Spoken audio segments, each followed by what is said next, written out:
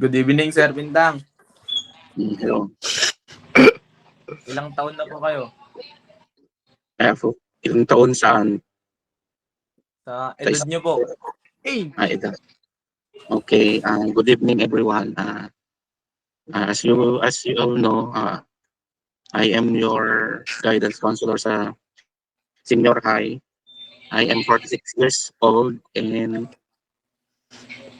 8 years akong naging guidance sa junior at 8 years, 9 years na sa teaching sa senior high, to be exact, 16 years and 8 months.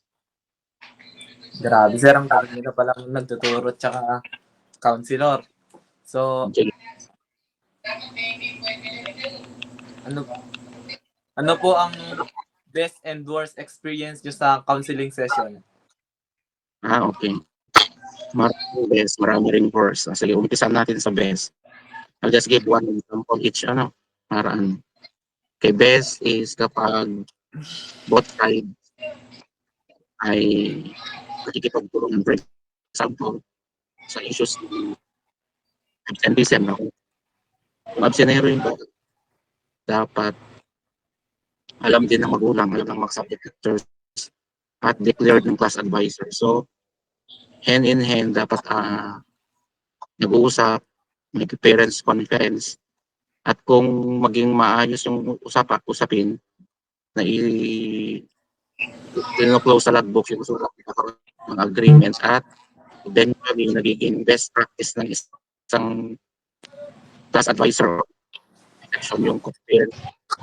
At pinakamagandang experience kapag bumabalik yung estudyante, student at risk of dropping out.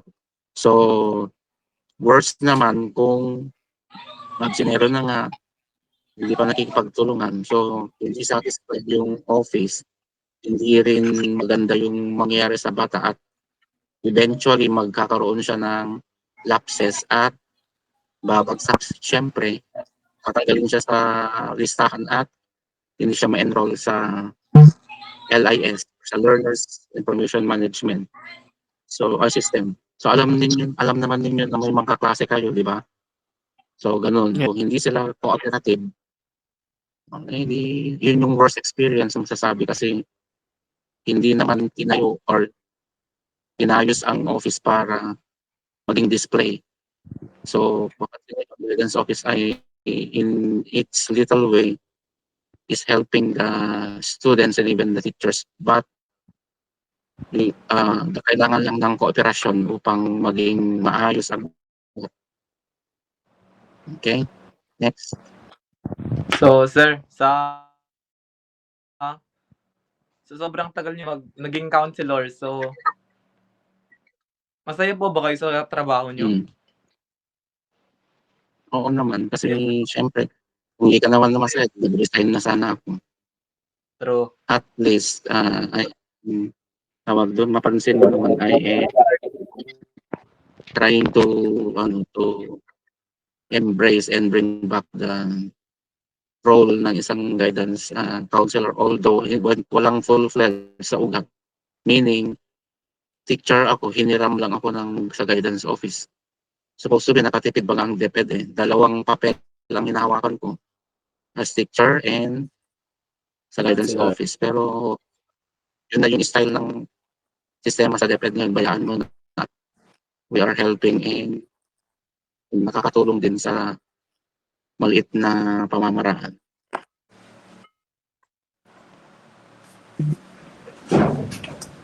Thank you, sir. Napakaganda ng sagot nyo. Ano pa? Do you have any last question? Sir, last question. Sige. Sino ang magtatanong?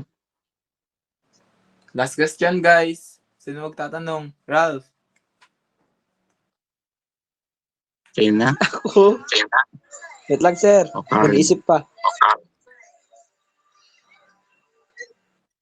Sige, si Ralph yun.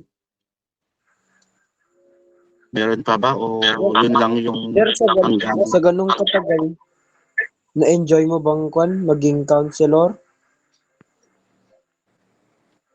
No choice naman, wala namang kaya. Oo, oo. At in a way, okay naman yung sa services ng guidance sa school. Pero ang wish ko is sana may maging aplikante at makakuha na ng item. Kasi in our, as I'm telling you sa klase kapag may 48 na guidance counselor ang kailangan sa Isabela. At isang upat. Kasi in every 500 students, one.